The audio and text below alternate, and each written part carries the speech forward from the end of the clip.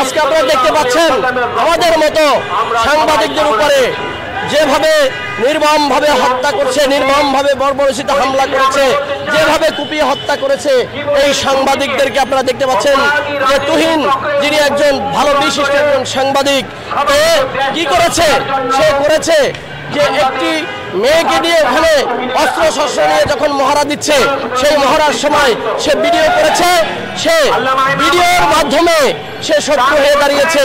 কেন ভিডিও করেছে?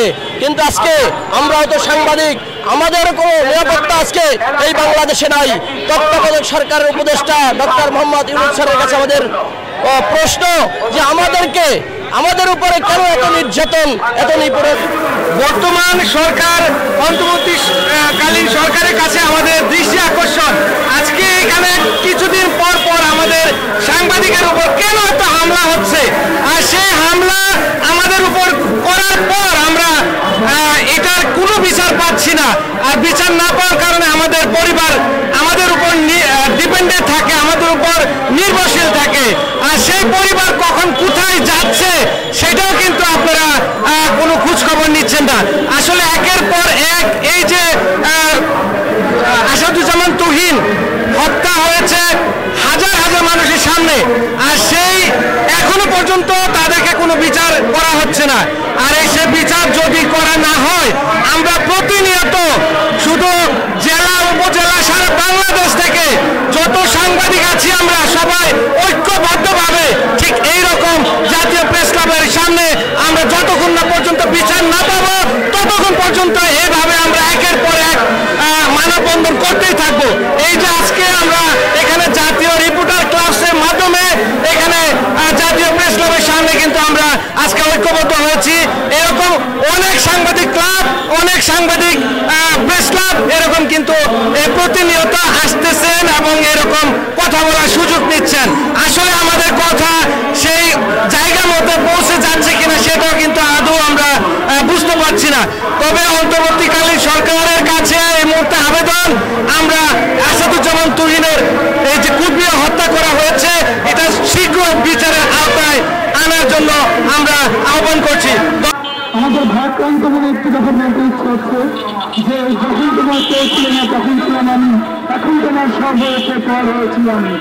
আজকে গণমাধ্যম যখন যার প্রয়োজন সে ব্যবহার করে। তৎকালীন সময় দেখেছি 5ই আগস্টের আগে যারা দল ক্ষমতায় ছিলেন তারা 16টি বছর তাদের দায়িত্ব পালন করেছে। আমরা একচেটিয়া ছিলাম, আমরা তাদের পক্ষ নিয়ে আমাদেরকে নিউজ করতে হয়েছে। যারাই তাদের বিপক্ষে নিউজ করেছে তারাই হামলার শিকার হয়েছে।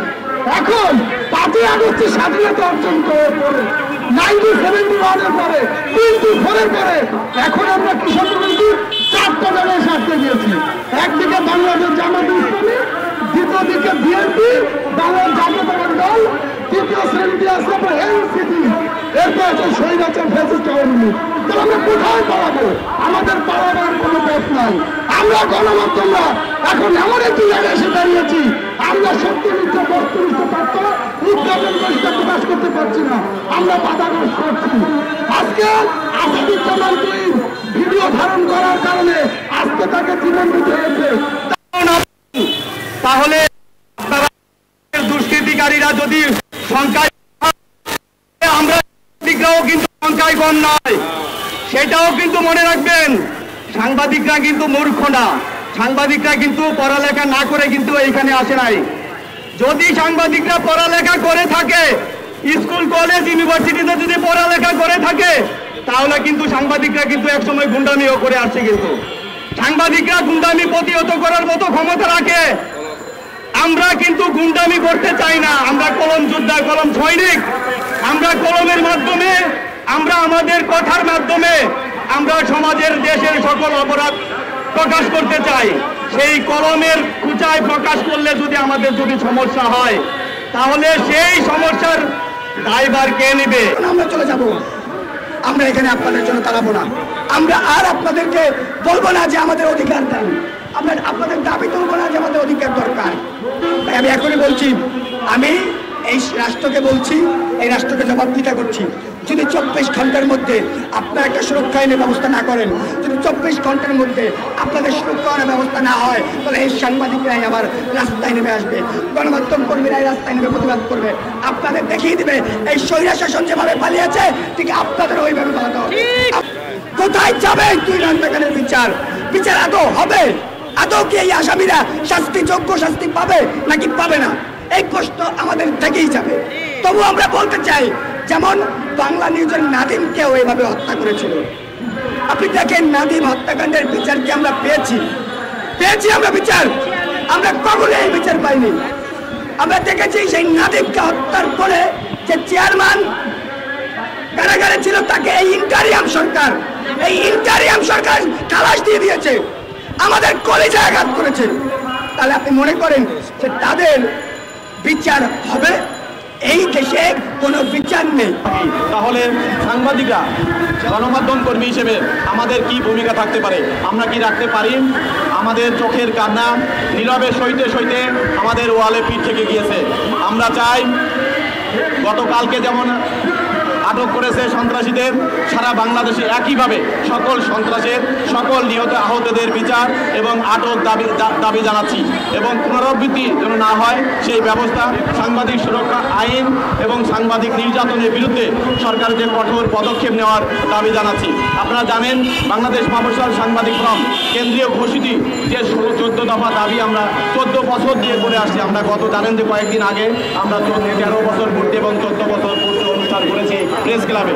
আমরা বলেছি আমাদের যে জাতীয় 14 দফা দাবি, সকল সাংবাদিক নির্যাতনের বিরুদ্ধে সকল সাংবাদিকদের অধিকার সুরক্ষা এবং ন্যায়সঙ্গত দাবি, সেই দাবির একটি হলো সাংবাদিক নির্যাতন প্রতিরোধ। কিন্তু আমরা নিজেরাই সুরক্ষিত নই, আমাদের কোনো প্রশাসন আমাদের সামনে দাঁড়িয়ে থাকে না, আমাদেরকে পাহারা দেয় না, আমাদের কোনো পাহারার প্রয়োজনও হয় না। কিন্তু বিপদের মধ্যে সন্ধিক্ষণে আমাদের যদি সেইটুকু আশ্রয় প্রশাসন না দিতে পারে, সন্ত্রাসীদের আটক করতে না পারে, তাহলে আমরা আমাদের জীবনের বাজি রেখে সারা বাংলাদেশে যে মফস্বল সাংবাদিক ফোরাম শুধু নয়, সকল সাংবাদিক সংগঠনের বন্ধুরা একযোগে যে কাজ করছি, আমাদের রক্ত কিন্তু বৃথা যাচ্ছে। আমাদের রক্ত বৃথা যেতে পারে না, শহীদের রক্ত বৃথা যেতে পারে না। আমরা কোনো আশা করতে পারি না যে তারা আমাদের কোনো বিচার করবে। কিন্তু এর পূর্বে আপনারা দেখেছেন সাগর রুনিকে হত্যা করেছে, তার কোনো প্রতিবাদ পাইনি, কিন্তু এই হত্যারও আমরা লাগাম পাবো না। কিন্তু এখন আপনি স্বরাষ্ট্র উপদেষ্টা ও আইন উপদেষ্টার প্রতি দৃষ্টি আকর্ষণ করে বলছি, যারা নিয়ে এই ইসলাম কান্ট্রিতে এই জঘন্য হত্যাকাণ্ডের সাথে মাধ্যমে জড়িত, তাদেরকে প্রকাশ্য শুক্রবারে তাদেরকে ওপেন মাঠে তার হত্যার বিচার করতে হবে এবং এই আইনটি প্রণয়ন করতে হবে। এই প্রণয়ন না করলে বাংলাদেশে কোনো হত্যা আর কোনো বিচার হবে না। এই কোনো সরকারের পৃষ্ঠপোষকতায় সকলকে ছাড় পেয়ে যাবে, তাদেরকে আমরা ছাড় দিব না। আমরা সাংবাদিক বন্ধুগণ একত্রিত হয়ে আমরা সারা বাংলাদেশে আন্দোলন করে তুলব। আমরা এই হত্যার বিচার হতে হলে সরকারি ইসলামী আইন মোতাবেক এই বিচার করতে হবে। ওপেন বিদেশের স্বার্থজন আমাদের সম্পৃক্ত বন্ধু বান্ধব আছে, তাদের দেশে যেভাবে বিচার করে ঠিক হত্যার সেভাবে পুলিশের মাধ্যমে তাকে বিচার করতে হবে। না হয়তো এই হত্যার বিচার না হলে আমরা সারা বছরে কোনো আমরা সাংবাদিকরা আর কোনো নিউজ পরিবেশন করব না। একত্রিত হয়ে সরকারের বিরুদ্ধে আমরা আন্দোলন করে তুলবো, এই বলে আমার বক্তব্য শেষ করছি। ধন্যবাদ। সকল বলতে চাই, এখানে আমরা 3টা দাবি রেখেছি। আজকের এই মানববন্ধনের 3টা দাবি আমাদের সাংবাদিক আসাদুজ্জামান তুহিন হত্যার দ্রুত সম্পূর্ণ করতে হবে এবং অপরাধীদের দ্রুত গ্রেপ্তারের সর্বশেষ শাস্তি ফাঁসি নিশ্চিত করতে হবে, বিচারকর্মী হবে না। এবং 3 নম্বর যেই আমাদের দাবি, সাংবাদিক সুরক্ষা আইন প্রয়োজনীয় পাস করতে হবে, গণমাধ্যম কর্মীদের নিরাপত্তা নিশ্চিত করতে হবে। কারণ আমরা দৃঢ়ভাবে বিশ্বাস করি নির্বাচনী সাংবাদিক হত্যা কখনো মেনে নেওয়া যায় না। দোষীদের কঠোর শাস্তি না হলে এই ধরনের অপরাধ অব্যাহত থাকবে, যা দেশের জন্য ভয়াবহ পরিণতি ডেকে আনবে। তো আশা করি আমরা আজকে এই প্রোগ্রামের পক্ষ থেকে আমাদের এই দাবিগুলো মেনে নিবে অন্তর্বর্তী সরকার। এখন আমাদের কাছে বক্তব্য রাখবেন আমাদের এই সড়কের বড় ভাই এবং আমাদের জাতীয় রিপোর্টার্স ক্লাবের কেন্দ্রীয় কমিটির সভাপতি আব্দুল আমিন ভাই, তাকে তার বক্তব্য দেওয়ার জন্য অনুরোধ করা হলো। যখন সত্য ঘটনা উদ্ঘাটন করতে যায় তখনই সাংবাদিকের উপরে নিঃসঙ্গভাবে হত্যা এবং আক্রমণের শিকার হয়। এইভাবে সাংবাদিকদের সুরক্ষার জন্য একটি জাতীয় আইন প্রণয়ন করতে হবে। আমাদের সাংবাদিক ভাইয়েরা অনেকবারই এই তথ্য মন্ত্রণালয়, স্বরাষ্ট্র মন্ত্রণালয় বিভিন্নভাবেই দাবি উত্থাপন করেছে, কিন্তু দুঃখের বিষয় একজন সাংবাদিক যখন সংবাদ পরিবেশন করতে যায় প্রথমত তাকে সংবাদ সত্য ঘটনা বলতে গেলে তাকে জেলখানায় যেতে হয়, আর দ্বিতীয় পথ হলো এই সংবাদ যখন সঠিকভাবে সুন্দরভাবে প্রচারণা করা হয় ক্ষমতাসীন দলের পক্ষ থেকে তাকে হত্যা করা হয়। লজ্জার বিষয় একজন সাংবাদিক কিভাবে এইভাবে নিঃস্বভাবে হত্যা করা হয়েছে। এই গাজীপুরে আমাদের আসাদুজ্জামান তুহিনকে সহকর্মীকে যেভাবে হত্যা করা হয়েছে, আমাদের সংবাদকর্মীরা কখনো স্থির থাকতে পারে না। আগামী 72 ঘন্টার মধ্যে এর সঠিকভাবে যারা দুষ্কৃতকারী তাদেরকে গ্রেপ্তার করতে হবে।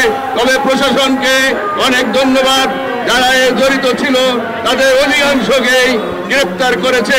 আসলে এদের নৈপুণ্য কারা, ওদের ক্ষমতার উৎস কি, আমাদের এই সংবাদকর্মীরাই জানতে চায়। না হলে আগামী 72 ঘন্টার পরে আমাদের নেতৃবৃন্দ কর্মসূচি ঘোষণা করবে। এই নেতৃবৃন্দ কর্মসূচি ঘোষণা দিবে, আমাদের কলম বিরতি, কোনো টিভি চ্যানেলে নিউজ যাবে না, সংবাদপত্রে কোনো খবর হবে না। আমরা এই আশাবাদ ব্যক্ত করে আজকের তীব্র প্রতিবাদ জানাচ্ছি। ধন্যবাদ সবাইকে। কিন্তু এই নির্যাতন বন্ধ করার লক্ষ্যে কাজ করে যাবে প্রশাসন। কেন এইভাবে এই সাংবাদিকদের উপরে হত্যা নির্যাতন চালাচ্ছে? এবং আপনারা দেখতে পাচ্ছেন যে এখানে এক মানুষ হত্যা সব মানুষ হত্যা, মানে কি এক সাংবাদিক হত্যা সব সাংবাদিক হত্যা। আপনারা জানেন যে শুধু এক মানুষ বাঁচানো সব মানুষকে বাঁচানো, কোরআনুল কারীম থেকে যেটা লেখা হয়েছে। আপনারা জানেন সরকারি প্রশ্রয়প্রাপ্ত জঙ্গিবাদী ও বস্তাবাদী স্বৈরাজ রাজনীতি পালিত এই দস্যুতন্ত্রের হামলা সন্ত্রাসের নিউজ করায় গাজীপুরের সাংবাদিক আসাদুজ্জামান তুহিনকে হত্যার প্রতিবাদে আজকে খুনি সন্ত্রাসী চাঁদাবাজ সকল স্বৈরাজনীতির দল বর্জনের দাবিতে মানববন্ধন করেছে। আপনারা জানেন যে শুধু ওনারাই মানববন্ধন করবে, আমাদের সাংবাদিকের পক্ষ থেকে প্রতিটি পাড়া মহল্লায় এবং প্রতিটি ওয়ার্ডে প্রতিটি থানায় এই প্রতিবাদ সমাবেশ হচ্ছে। এবং সাংবাদিকদের উপরে কেন এইভাবে হত্যা হচ্ছে, ডক্টর মোহাম্মদ ইউনূস স্যারের কাছে আমাদের প্রশ্ন, যাতে কোনো রকম এইভাবে সাংবাদিকদেরকে হত্যা না করা হয়। যদি এইভাবে হত্যা করা হয়, এই আসাদুজ্জামান তুহিন যিনি একজন বিশিষ্ট সাংবাদিক, তাকে যেভাবে কুপিয়ে হত্যা করেছে গাজীপুরের মতো জায়গায়, আজকে তাদেরকে ফাঁসির কাস্টে ঝুলানোর জন্য পুরো সাংবাদিক মহল, পুরো দেশের মানুষ এবং আপনারা জানেন যে আমাদের প্রিয় সাংবাদিক সাগর রুনি থেকে শুরু করে অসংখ্য সাংবাদিককে হত্যা করেছে। আমরা জানি যে তত্ত্বাবধায়ক সরকার আসার পরে যেভাবে সাংবাদিকদের উপরে নির্যাতন নিপীড়ন চালাচ্ছে, যেভাবে হত্যাযজ্ঞ চালাচ্ছে এই সন্ত্রাসী বাহিনী, এই চাঁদাবাজি বাহিনী, এই মাদক ব্যবসায়ীরা এই সাংবাদিকদের উপরে হত্যাযজ্ঞ চালাচ্ছে। এই হত্যার বিচার দ্রুত ফাঁসি দেওয়ার জন্য বিনীতভাবে আমরা অনুরোধ করছি এবং কি তাদের আইনের আওতায় এনে তাদেরকে শাস্তি দেওয়ার অনুরোধ করছি। Akhtar Hossain Khan, Dhaka press club, BD live 24 news.